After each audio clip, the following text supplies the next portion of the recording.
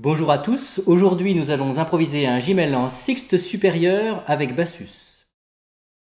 To this end, we have chosen a song from the manuscript of Bayeux, Puisque Robin j'ai un nom. Barnabé, this is him, will sing the written melody, which we shall use as a cantus firmus, i.e. a basic melody, placing it in the tenor. Manuel will improvise the soprano part, making a Gymel in sixth above the tenor. And Jean-Yves will add a bass below the tenor. Our three partners only sing upon the cantus firmus, written in a modern transcription. Let us first listen to this improvised polyphony before meeting again for a detailed explanation of the various techniques of counterpoint involved. Puisque Robin j'ai un nom, j'aime les liens mariaux, et les gens de godillettes, marionnettes, plus que les femmes pour vrai. Oh vrai, qui se fait dans l'eau pour vrai. Dorénavant je veux être plus grand maître, pastoureux je deviendrai. Vivez mes bébillettes, ô champêtre, ma panetière chandrée. Oh oui, ma panetière chandrée. Oh oui, ma panetière chandrée. How can we improvise a Gymel in sixth with bass accompaniment? Let us start with the soprano. For the soprano part, you have to make a Gymel in sixth, i.e. sing a melody in parallel sixth above the tenor.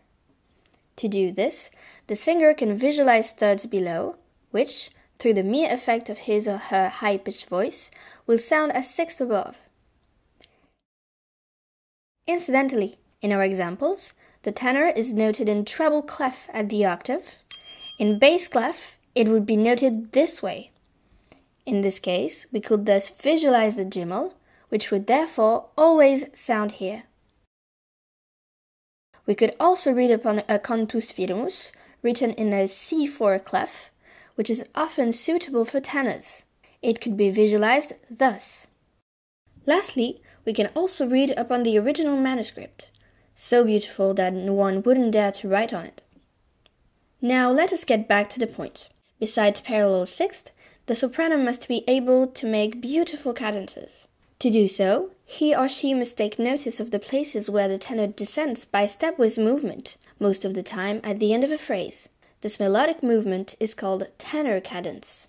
At these places, the soprano must make a major sixth octave sequence, which requires from him or her a stepwise ascending movement called soprano cadence. In some cases, an alteration is needed. Be careful, there are cases where the tenor makes a cadence by descending semitone. In that case, the soprano, to achieve the M6-8 sequence, will have to make a whole tone ascending movement. Let us end with the first note of the piece. On this note, the soprano can make an octave, or else, if it benefits the style, make a sixth right away. Then, on the first note of each phrase, the soprano can make a sixth, and sometimes the octave, provided that both voices repeat the final note of the previous cadence, which is not the case in our song. A Gymel in plain parallel sixth, it's pretty, but it somewhat lacks ornamentation. Then, to spice up your Gymel, you have four alternatives. First, making octaves. Between two sixths, it can be enjoyable to slip in an octave which will bring variety to the melody. This octave can be made longer or shorter. Please note that in accordance with the above-mentioned technique, it will be visualized as unison placed between two thirds.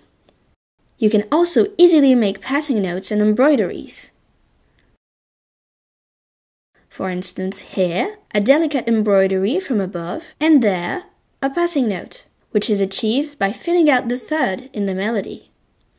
You can also, occasionally, venture dissonant syncopations. This is only manageable on a stepwise descending melody. By extending the sixth on the next note of the cantus firmus, you bring about a delightful seventh, which calls for a resolution by a stepwise descent.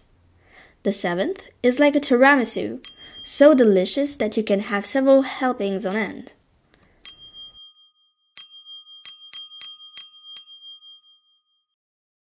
This dissonant syncopation is particularly frequent and appreciated at the cadences. For instance, here, the soprano makes a syncopation or a long note which leads to the cadential sequence major sixth octave. This syncopation is also welcome when the tenor makes a slightly different cadential phrase. The soprano then resorts to idea number 1, that of making an octave between two sixths. And even if the tenor ornaments the melody as follows, this cadential phrase of the soprano can be kept. Lastly, this cadence can be achieved with twice as long rhythmic values as happens in our song. One last idea, easy to realize, you can make short rhythmic time lags, particularly at the beginning of phrases. For example here, you just have to start 1 minim after the tenor, which will make quite an impression. Now let us learn to make the bass. To make the bass, you can use 3 consonances below the tenor: the third, the fifth, and the octave. Be careful though, you should use mostly thirds and fifths, saving the octave for a few particular cases. The third and the fifth should be used alternately.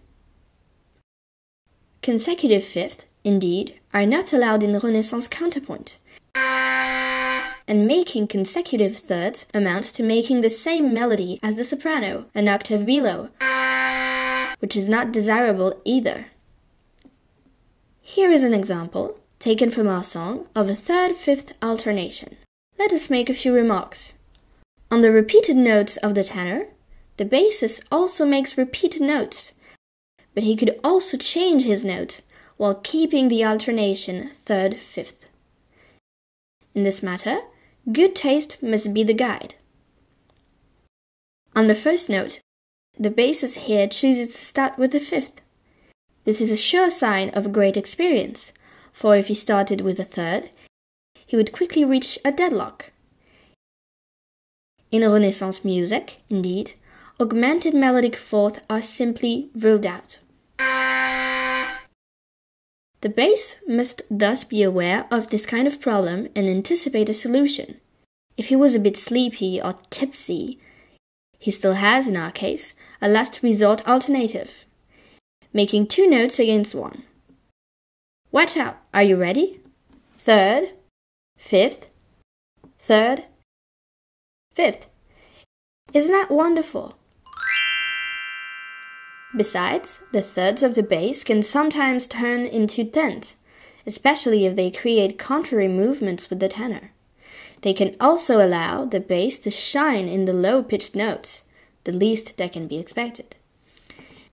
In the present case, the bass can be tempted to ornament his melody as follows.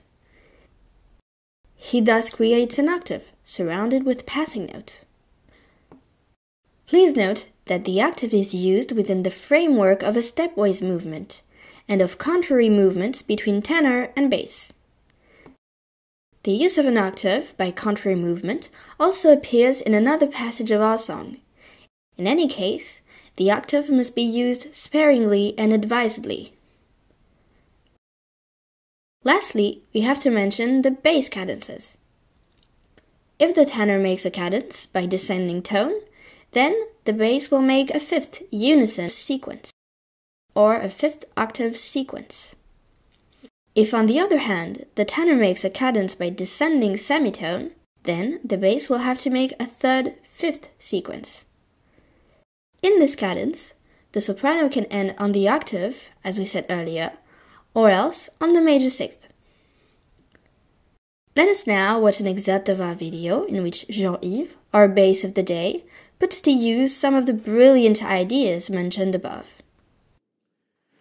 Puisque Robin Géano, j'aime les liens mariots, et les gens de Godinette, marionnettes, plus que les femmes pour vrai, oh vrai, qui se donnent pour vrai. Et maintenant, à vous de jouer!